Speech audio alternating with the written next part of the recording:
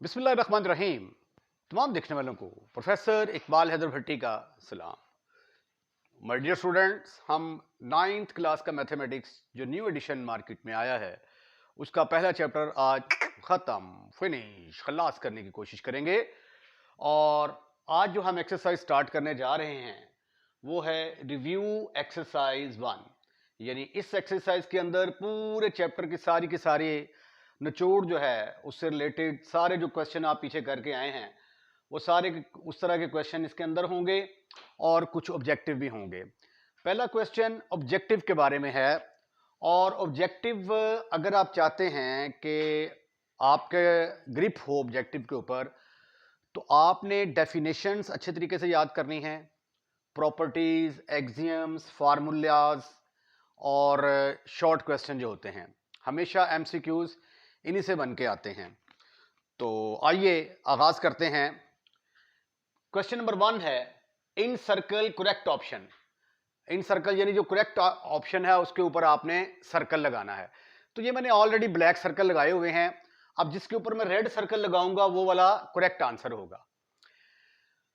Square root of 2 is, अब आपको पता है कि जिसके ऊपर स्क्वायर रूट आ जाए वो हमेशा क्या होता है, इररेशनल नंबर होता है। तो इसलिए इसकी राइट ऑप्शन क्या होगी, इररेशनल नंबर। ये during definition of real numbers हमने रैशनल और इररेशनल नंबर को डिस्कस किया था। तो अगर आपको डेफिनेशन याद है तो फिर आप बगैर सोचे समझे स्क्वायर रूट ऑफ 2 को इररेशनल के ऊपर टिक कर देंगे। पाई इज, दो मैंने आपको कहा था कि दो इररेशनल नंबर दुनिया के मशहूर तरीन इररेशनल नंबर हैं, एक पाई और एक ई। ठीक है, अगर ई भी होता तो भी ये क्या होना था, irrational. Pi is always irrational and E is also irrational. अगर ये क्वेश्चन यू भी आ जाता कि ई इज, तो फिर भी आपने क्या कहना था कि irrational is the right option. ये वाली जो है ऑप्शन ठीक है। If n is not a perfect square then square root of n is. अब ये देखें, अगर स्क्वायर रूट के अंदर 4 आ जाता है तो 4 क्या है, 2 का परफेक्ट स्क्वायर है। तो स्क्वायर रूट और स्क्वायर आपस में कैंसिल, आंसर किसके बराबर आ जाएगा, 2 के बराबर। और अगर ये परफेक्ट स्क्वायर नहीं है तो इसका स्क्वायर रूट किसी सूरत भी खत्म नहीं होगा। तो इसलिए अगर n जो है ये परफेक्ट स्क्वायर होगा तो ये फिर रैशनल नंबर हुआ करेगा। अगर ये परफेक्ट स्क्वायर नहीं है तो इररेशनल होगा। तो if n is not a perfect square, उसने कह दिया कि ये परफेक्ट स्क्वायर नहीं है, तो फिर ये क्या होगा, इररेशनल नंबर होगा। तो therefore right option in this case is D option. Square root of 3 plus square root of 5 is, हमें पता है कि स्क्वायर रूट जो है इररेशनल नंबर होता है, दो इररेशनल नंबर को ऐड करें तो जवाब इररेशनल नंबर आता है। तो लिहाजा इसमें जो इररेशनल की जो ऑप्शन होगी that will be the right option. Okay, उसके बाद for all x belongs to r x is equal to x is called. अब ये जो अगर आपने प्रॉपर्टीज याद की हुई हैं तो प्रॉपर्टीज को अगर आपको याद है तो ये फौरी तौर पे आप इसका आंसर दे सकते हैं। रिफ्लेक्सिव होगी, ट्रांजिस्टिव होगी, सिमेट्रिक होगी, ट्रिचोटॉमिक होगी। तो इसका आंसर है कि ये सिमेट्रिक होगी, x is equal to x के बराबर होगा। सॉरी मैं गलत बोल गया, क्योंकि सिमेट्रिक होती है अगर a बराबर हो b के या b बराबर हो a के, ये सिमेट्रिक होती है। अगर x के बराबर हो तो ये होती है रिफ्लेक्सिव। तो राइट ऑप्शन जो आपकी होगी वो क्या होगी, रिफ्लेक्सिव। उसके बाद फिर let A B C belongs to R, A बड़ा है बी से और बी बड़ा है सी से, तो फिर अंडरस्टूड है कि दो बड़ा होगा, बी ए बड़ा होगा सी से। अब ये देखिए, जब हम ये कहते हैं कि 4 बड़ा है 3 से और if a is greater than b, ठीक है, चले 5 फर्ज कर लिया, ये 5 है, 5 जो है ये बी से बड़ा है और 3 जो है ये किससे बड़ा है, 1 से बड़ा है। ठीक है, तो फिर अंडरस्टूड है कि 5 क्या होगा, 1 से बड़ा होगा। तो ये जो प्रॉपर्टी होती है इसको हम कहते हैं ट्रांजिस्टिव प्रॉपर्टी। अगर आपने प्रॉपर्टीज याद की हुई हैं तो ट्रांजिस्टिव प्रॉपर्टी जो है ये आपका राइट आंसर होगा। उसके बाद ये जो क्वेश्चन है आपके पास, क्वेश्चन नंबर 7, ये आपको सॉल्व करके तो इसका आंसर निकालना पड़ेगा। इसका डेफिनेशन के साथ कोई ताल्लुक नहीं है। 7वां पार्ट देखें। 7th पार्ट है 2 की पावर x इंटू 8 की पावर x। अगर 64 के बराबर होगा तो देखते हैं x किसके बराबर आता है। 2 की पावर x, अच्छा 8 को लिखा जा सकता है ना 2 की पावर 3। 8 इज इक्वल टू 1 2 3 2 की पावर 3 के बराबर। तो ये आ गया 2 की पावर 3 की power x is equal to 64 को क्या लिखा जा सकता है? 64 को हम लिख सकते हैं, ये 16 पे गया, फिर 8 पे गया, फिर 4 पे गया, फिर 2 पे गया, 1 2 3 4 5 6। तो 64 किसके बराबर आया? 2 की पावर 6। तो ये बन गया 2 की पावर 6।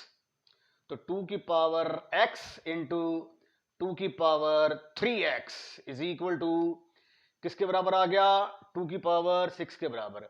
बेसिस एक जैसी हैं, पावरें ऐड होंगी तो 3 और 1 ये आ जाएगा 4x इज इक्वल टू 2 की पावर 6। तो 4x इज इक्वल टू 6 के बराबर आ गया। तो x किसके बराबर होगा? 6/4। तो कैंसिल होने के बाद आपका आंसर आ गया 3/2। तो 3/2 यहां पे जो ऑप्शन बनती है वो आपकी ऑप्शन ए बनती है। तो therefore this is the right answer. Let A b belongs to R, a is equal to b and b is equal to a. This is called as symmetric. ठीक है, ये जैसा कि मैंने आपको बताया कि अगर A is equal to B, B is equal to A हो तो सिमेट्रिक। अगर कोई भी एलिमेंट अपने ही बराबर हो तो वो रिफ्लेक्सिव होती है। तो therefore this is the right answer. अब 9वां पार्ट जो है इसको भी हमने हल करना है कि इसका आंसर किसके बराबर आता है। अब स्क्वायर रूट ऑफ 75 प्लस 27 को लिखा जा सकता है 25 ज़रब 3 जमा 9 ज़रब 3। 25 जो है ये स्क्वायर रूट से बाहर आएगा तो 5 स्क्वायर रूट ऑफ 3 बनेगा। 9 स्क्वायर रूट से बाहर आएगा तो 3 स्क्वायर रूट ऑफ 3 बनेगा। 5 और 3 8। 8 स्क्वायर रूट ऑफ 3 आया तो 8 स्क्वायर रूट ऑफ 3 कौन सी ऑप्शन है यहाँ पे? डी ऑप्शन है। तो ज्यादातर डी ही आंसर आ रहे हैं हमारे। अब इसका 10वां और आखिरी पार्ट हम देखना चाहते हैं कि वो किसके बराबर है। आइए देखते हैं। ये है a plus b into a minus b. a plus b into a minus b किसके बराबर होगा? a का स्क्वायर माइनस b का स्क्वायर। 3 का स्क्वायर लेंगे 9, इसका स्क्वायर लेंगे तो क्या आ जाएगा? 5। 9 में से 5 गए, बाकी रह गए 4। अब आपने बताना है 4 प्राइम नंबर है? नो। ऑड नंबर है? नो। इररेशनल नंबर है? नो। रैशनल नंबर है? यस। क्योंकि इसको हम लिख सकते हैं 4/1 यानी p ओवर q की शक्ल में लिख सकते हैं, वेयर p और q दोनों किस में बिलोंग करते हैं? सेट z में। और 1 जो है वो 0 के बराबर नहीं है। तो ये रैशनल नंबर की सारी कंडीशनें सेटिस्फाइड करता है। तो therefore right option is rational number. Question number 2 very simple, very easy है। सिर्फ मल्टीप्लिकेशन और एडिशन का काम आपने सर अंजाम देना है। तो आइए स्टेटमेंट देखते हैं। क्वेश्चन 2 है, ए बी और सी की वैल्यूज दी गई हैं। Verify associative property with respect to addition and multiplication. 2 part हैं। तो पहले हम associative property with respect to addition discuss करते हैं। ये ए बी सी आ गया मेरे पास। एसोसिएटिव प्रॉपर्टी क्या है with respect to addition? A plus B plus C is equal to A plus B plus C. यानी 3 ही एलिमेंट में है इसमें, ए बी और सी, ए बी और सी। यहाँ पे ब्रैकेट जो है ये बी प्लस सी पर लगी हुई है, यहाँ पे ब्रैकेट ए प्लस बी पर लगी हुई है। तो हम साबित कर देंगे कि लेफ्ट हैंड साइड और राइट हैंड साइड आपस में बराबर हैं। तो लेफ्ट हैंड साइड ली मैंने। लेफ्ट हैंड साइड मेरे पास आ गई। यहाँ पे पहले लिखें, यहाँ पे लिखना चाहिए था मुझे left hand side is equal to A plus B plus C. तो ये ए आ गया, ये बी आ गया, ये सी आ गया। जो ब्रैकेट में चीज होती है ना उसको पहले हल करना होता है। इसको हल करेंगे, इसका एलसीएम आएगा 4। तो ये 2 2 से कट गया, तो 5 2 ज़ा 10, 4 4 से कट गया, 7 आ गया, तो 17/4। उसके बाद इसका एलसीएम आ गया 12, 4 इससे मल्टीप्लाई होगा, 3 से मल्टीप्लाई होगा, तो यहाँ पे आ गया 16, 17×51/12, टोटल आ गया 67/12। अब राइट हैंड साइड क्या है, a plus B plus c. ए की वैल्यू पुट कर दी, बी की वैल्यू, सी की वैल्यू। पहले ब्रैकेट वालों को हल करेंगे। इसका एलसीएम आ गया 6, 2 इससे मल्टीप्लाई होगा, 3 से मल्टीप्लाई होगा, ठीक है जी। तो ये आ गया 8, 4 2 ज़ा 8 प्लस 15/6, 7/4। अब 4 और 6 का एलसीएम ये किसके बराबर आता है, 4 और 6 का एलसीएम 2 2 ज़ा 4, 2 3 ज़ा 6, 3 2 ज़ा 6, 12, 12 इसका एलसीएम आ गया। तो इन दोनों का एलसीएम आ गया 12, 6 को 12 पर डिवाइड किया, 2 आया, 2 को 23 से ज़रब दिया, 46 आ गया। 4 को डिवाइड किया 12 के ऊपर, तो 3 आया, 3 को 7 से मल्टीप्लाई किया, 21 आ गया। 21 और 46, आपका आंसर 67/12 आ गया। ये भी 67/12 left hand side right hand side के बराबर आ गई। Therefore associative law with respect to addition hold करता है। इसी तरह associative property with respect to multiplication किसके बराबर होगी, a इंटू बी सी बराबर होगा a इंटू, ये बिल्कुल सेम ही लिख दिया मैंने, ए बी इंटू सी आएगा यहां पे, यानी पहले ब्रैकेट बी सी के ऊपर थी और इधर आके ब्रैकेट ए बी के ऊपर निकल लग गई, ए बी सी, यहां पे बी सी के ऊपर ब्रैकेट है, यहां पे ए बी के ऊपर ब्रैकेट है। लेफ्ट हैंड साइड लें, ए बी सी की वैल्यूज पुट की, पहले आप इसको मल्टीप्लाई करें, फिर जो आंसर आता है इससे मल्टीप्लाई करें, ये लेफ्ट हैंड साइड आ गई। फिर राइट हैंड साइड लें, ए बी सी की वैल्यूज पुट की, इनको मल्टीप्लाई किया, ये आ गया, ये आ गया, दोनों को मल्टीप्लाई किया, तो आपने देखा left hand side is equal to right hand side. तो therefore associative law with respect to addition as well as multiplication hold करता है। अच्छा, एक्चुअली जो मैंने क्वेश्चन नंबर 2 अभी सॉल्व किया है वो एक्चुअली क्वेश्चन नंबर 3 था, ठीक है। तो यानी क्वेश्चन नंबर 3 पहले सॉल्व हो गया है। अब क्वेश्चन नंबर 2 ये है कि ए बी और सी हमें दिए गए हैं, तो हमने प्रूफ करना है a इंटू बी प्लस सी बराबर होगा ए बी प्लस ए सी। इसको कहते हैं हम left distributive law, left distributive law.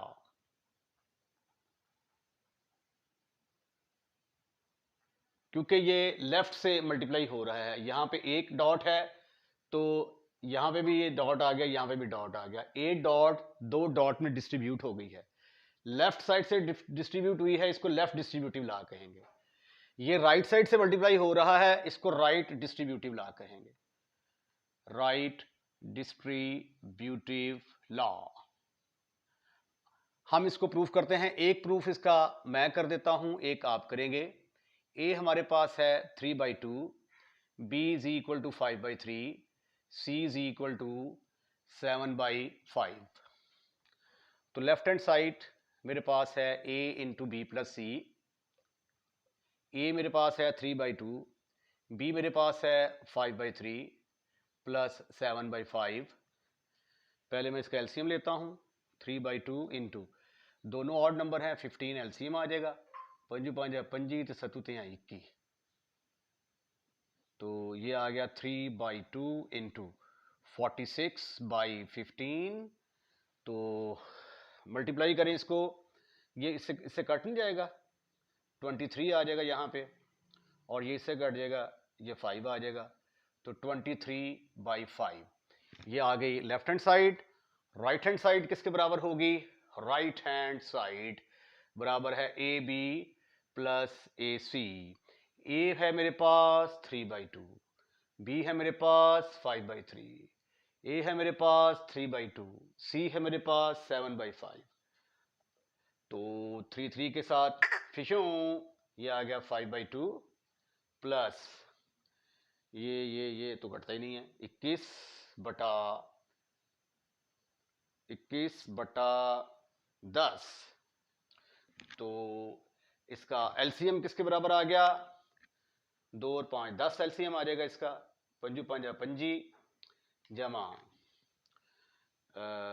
ये 10 10 से घटिया 21, तो ये आ गया 46/10, तो कटने के बाद आ गया 23/5।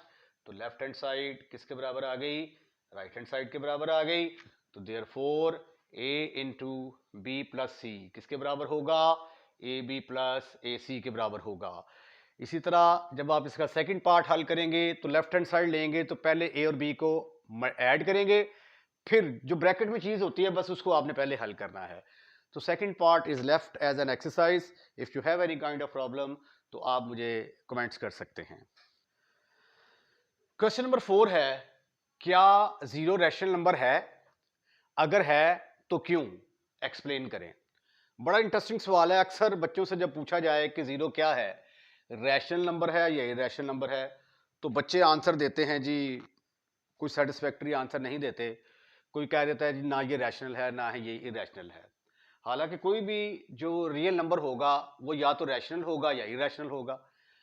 अब देखें, जीरो को, zero is a rational number. क्यों? Zero is a rational number. अब मैं इसको एक्सप्लेन करता हूं। Because it can be written as, it can be written as p over q, यानी 0/1 आ जाएगा, where p और q क्या है, 0,1 belongs to set of integer, और ये जो डिनोमिनेटर वाला एलिमेंट है ये 0 के बराबर नहीं है। क्योंकि रैशनल नंबर की प्रॉपर्टी ही यही है कि p और q की शक्ल में होनी चाहिए, p और q दोनों इंटीजर, सेट ऑफ इंटीजर में बिलोंग करने चाहिए, और जो डिनोमिनेटर में एलिमेंट है वो 0 के बराबर नहीं होना चाहिए। तो ये देखिए, 0 को p ओवर q की शक्ल में लिखा जा सकता है।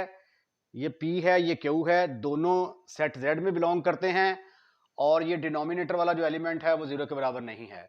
तो इसलिए 0 क्या होगा? 0 is a rational number. Question number 5 है, स्टेट दी ट्रिचोटोमी प्रॉपर्टी। तो वो प्रॉपर्टी क्या है सिर्फ आपने लिख देनी है।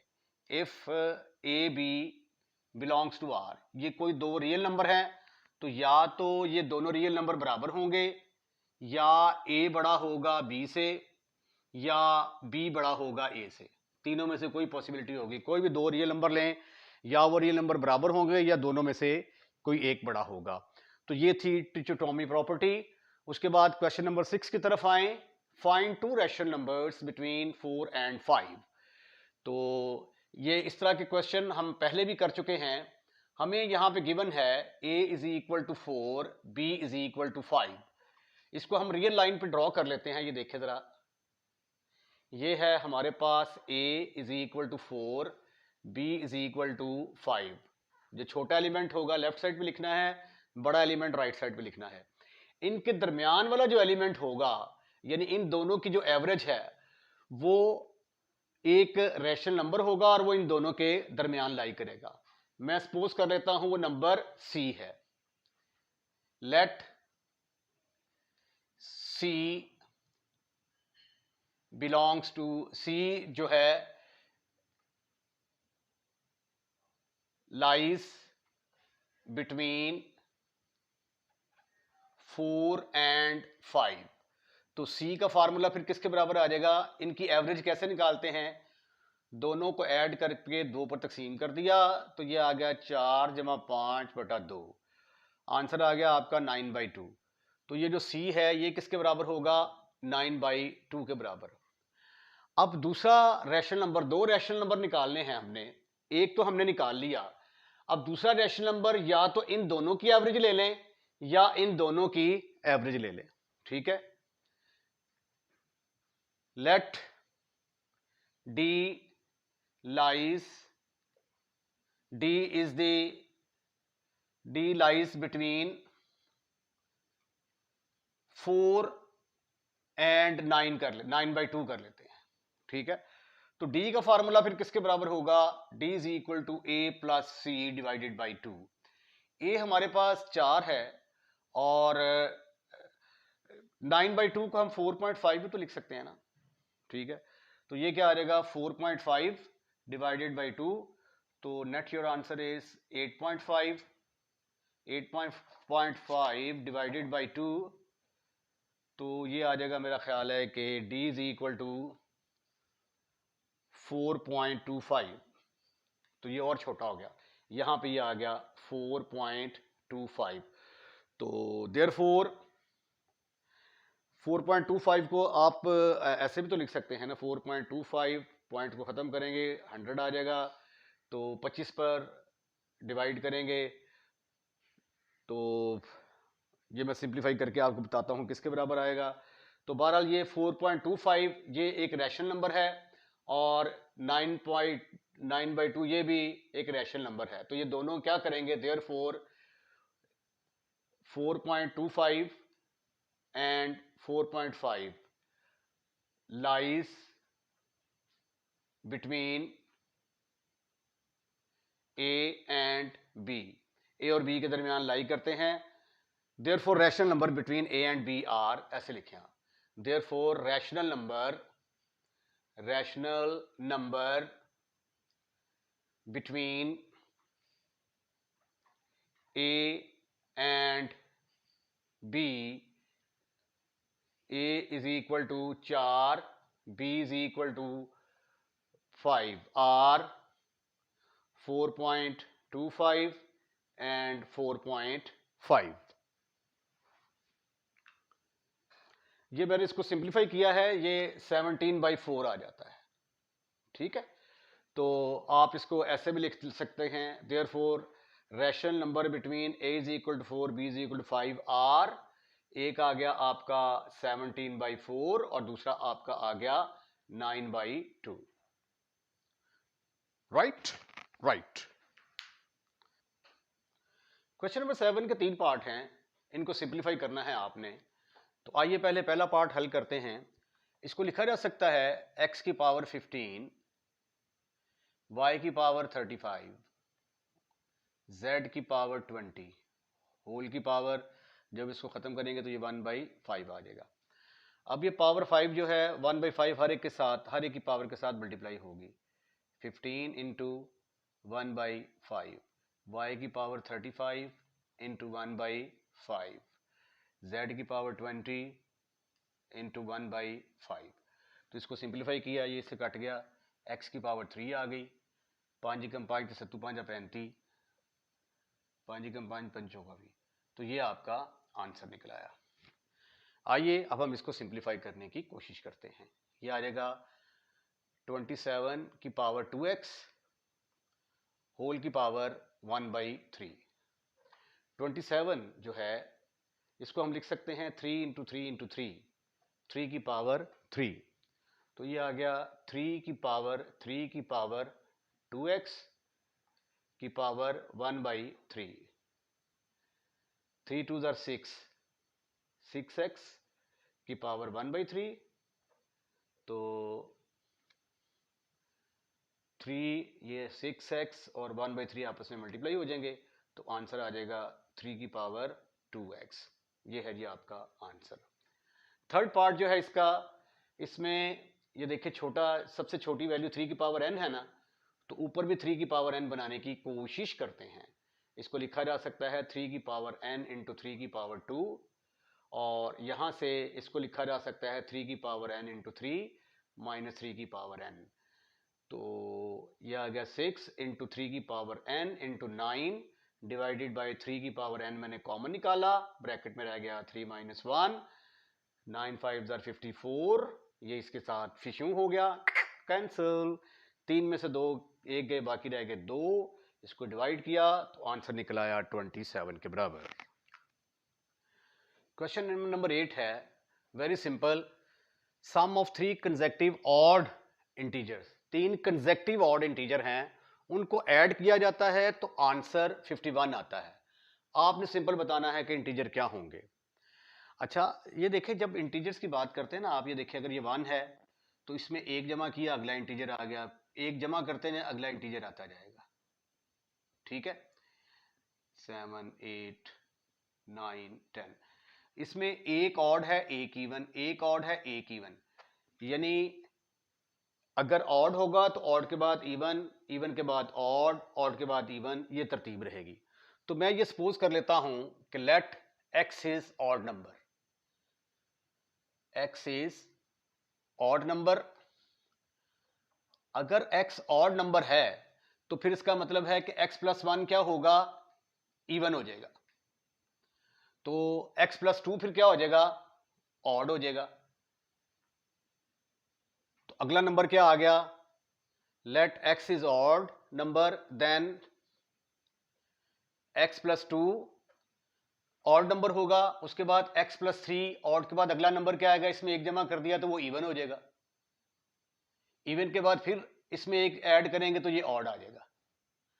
तो x हमारा ऑड है, तो ये ऑड, ये ऑड, ये ऑड, ये तीनों कंसेक्टिव ऑड हो गए। तो let x is odd number, then x plus 2 and x plus 4 are also odd, और ये तीनों कंसेक्टिव भी हैं।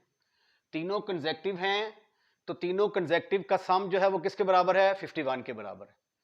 According to given condition, according to given condition,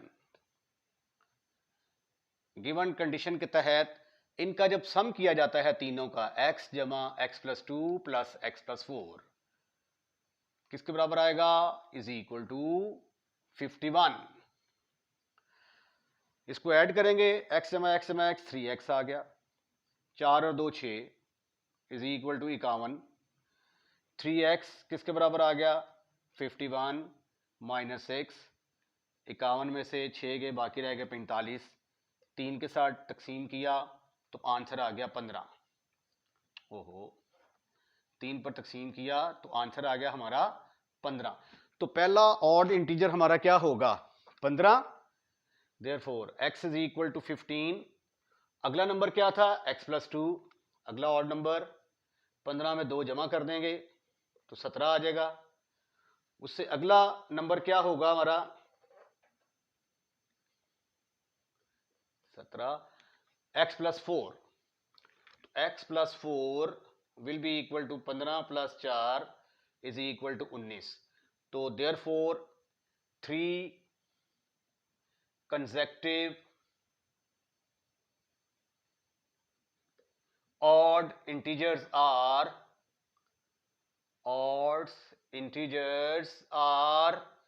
15, 17, 19।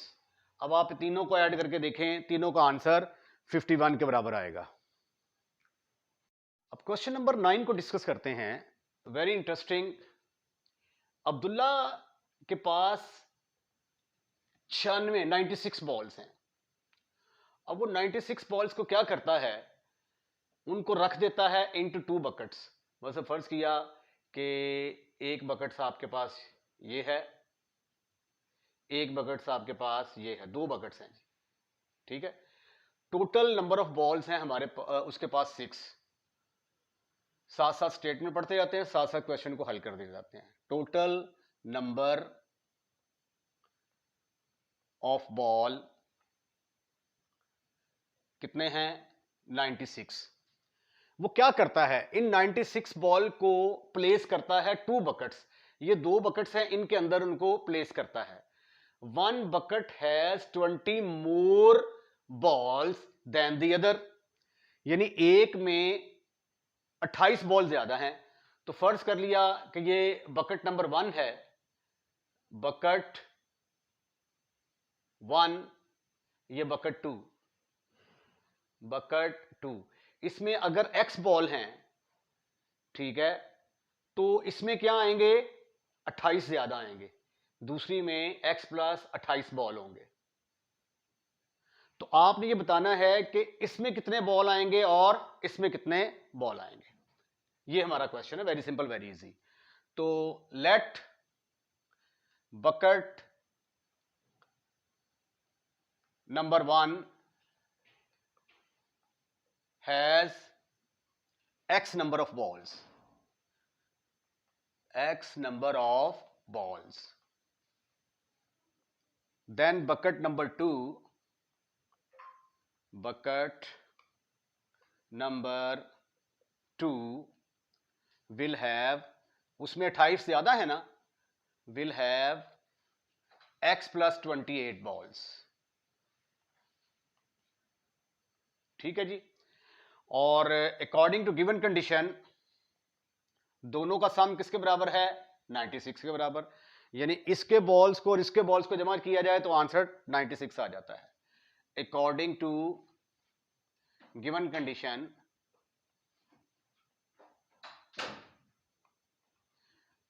दोनों को जब ऐड किया जाता है तो आंसर हमारा 96 के बराबर आ जाता है। ये x जमा x, answer is 2x is equal to 96 minus 28। अब 96 में से 28 गए तो बाकी कितने रह गए भाई? 96 में से 28 निकालो, 16, 8 रह गए, यहाँ पे रह गए 8, 68 आ गए जी। तो ये आ गया 68 इज इक्वल टू 2x, 2 के साथ डिवाइड किया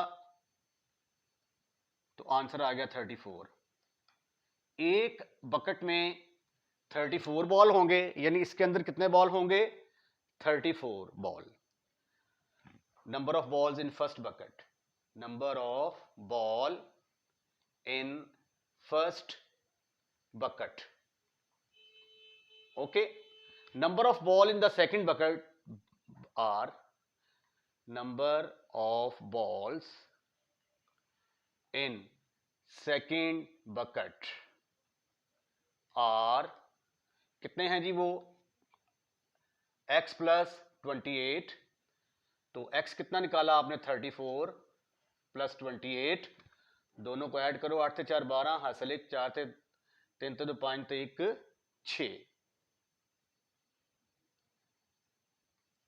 और 62 को और 34 को, 62 को और 34 को जमा करके देखें तो आंसर 96 ही आता है।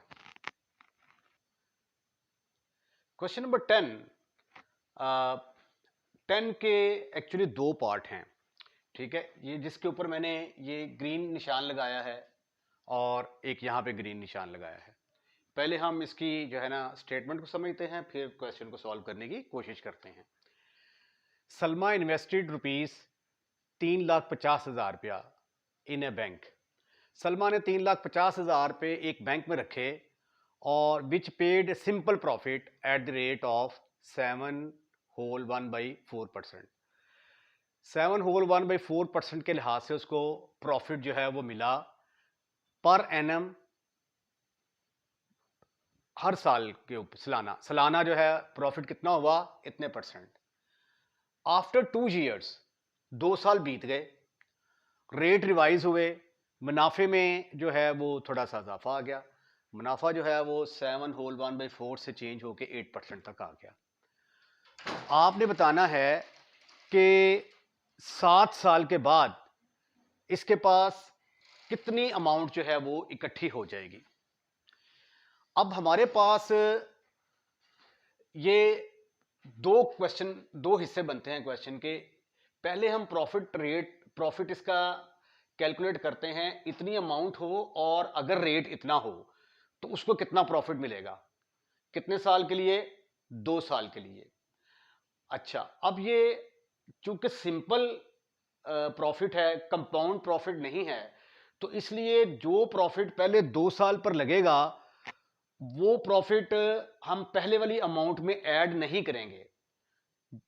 जो 8% प्रॉफिट है, ये जो प्रिंसिपल अमाउंट है इसी के ऊपर ही निकालेंगे। अगर वो कंपाउंड प्रॉफिट कह देता तो फिर क्वेश्चन जो है वो काफी लंबा हो जाना था। तो ये जो है सिंपल प्रॉफिट जो है वो कैलकुलेट करना है। तो आइए देखते हैं, गिवन प्रिंसिपल अमाउंट कितनी बैंक में जमा कराई? 3,50,000।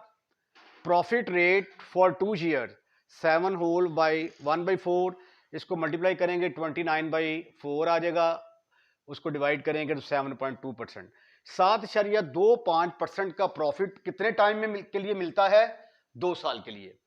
अब ये जो है ये आपका फार्मूला है, ये बुक में जो है मैं आपको बताता हूँ किस पेज नंबर पर जो है ये फार्मूला दिया हुआ है। अगर आप पेज नंबर 18 निकालें तो 18 एग्जाम्पल नंबर 4 में ये फार्मूला दिया हुआ है। पेज 18 एग्जाम्पल 4 में ये फार्मूला दिया हुआ है। रेट जो है वो किसके बराबर होगा? अमाउंट, रेट से मुराद ये है कि ये जो है रेट 7.25% 8%। रेट किसके बराबर होता है? Profit rate is equal to amount of profit, इसको प्रॉफिट रेट भी कह सकते हैं ना आप, ये प्रॉफिट रेट है। Profit rate is equal to amount of profit into 100 over जितने साल के लिए आपने इन्वेस्ट किया और जितनी आपकी प्रिंसिपल अमाउंट थी। Right right. अच्छा जी, अब हमने कैलकुलेट करना है amount of profit.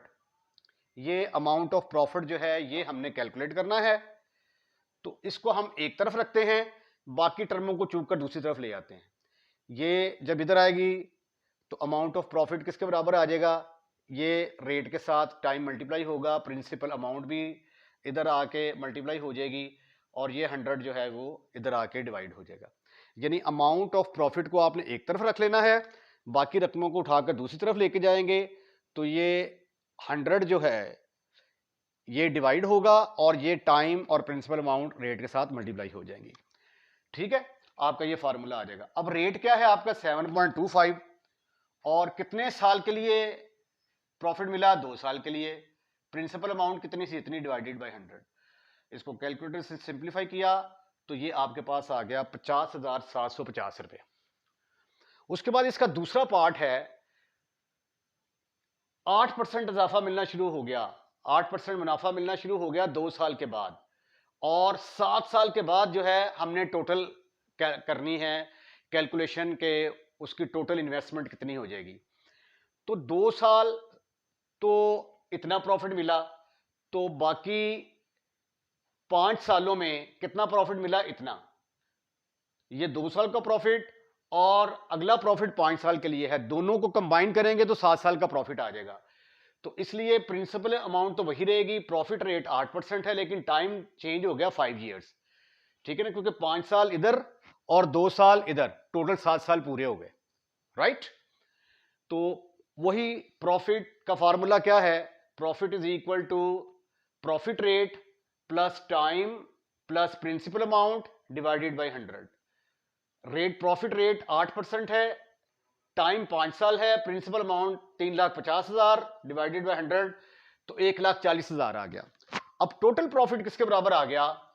Total profit जो गेन हुआ, total profit is equal to, पहले 2 साल में प्रॉफिट था 50,750 रुपए, तो 5 साल के बाद प्रॉफिट मिला 1,40,000। दोनों को ऐड करें जी, ऐड करेंगे तो आंसर आ जाएगा 1,90,750। ये आपके पास आ गया प्रॉफिट। अब 3,50,000 तो उसके पास पहले से मौजूद थे, अब 3,50,000 और प्रॉफिट ऐड कर देंगे तो वो उसकी मौजूदा इन्वेस्टमेंट आ जाएगी। तो प्रेजेंट इन्वेस्टमेंट किसके बराबर आ गई? Present investment is equal to, जो पहली इन्वेस्टमेंट की थी 3,50,000, उसमें प्रॉफिट जो है वो जो निकला टोटल प्रॉफिट 1,90,750, तो टोटल अमाउंट बन गई जी 5,40,750 रुपए बन गए जी इसके। तो 7 साल बाद इतनी अमाउंट आ जाएगी। ये क्वेश्चन जो है, this question is important for examination point of view, very very important. इसको आपने अच्छे तरीके से करना है। तो इसके साथ ही पहला चैप्टर जो है वो खत्म हुआ। आप इसका स्क्रीनशॉट लेना चाहें ले सकते हैं। इंशाल्लाह ताला अब नए चैप्टर के साथ अगले लेक्चर में हम आपके सामने हाजिर होंगे। अगर आप इस चैनल को सब्सक्राइब कर चुके हैं तो बहुत बहुत शुक्रिया, और अगर अभी तक आपने इस चैनल को सब्सक्राइब नहीं किया तो बहुत बुरा किया। पहली फुर्सत में इसको सब्सक्राइब करें और अपने दोस्तों रिश्तेदारों को भी इनवाइट करें कि हमारे इस चैनल को सब्सक्राइब करें। अपना ख्याल रखिएगा, अगली वीडियो का इंतजार कीजिएगा। अल्लाह हाफिज़।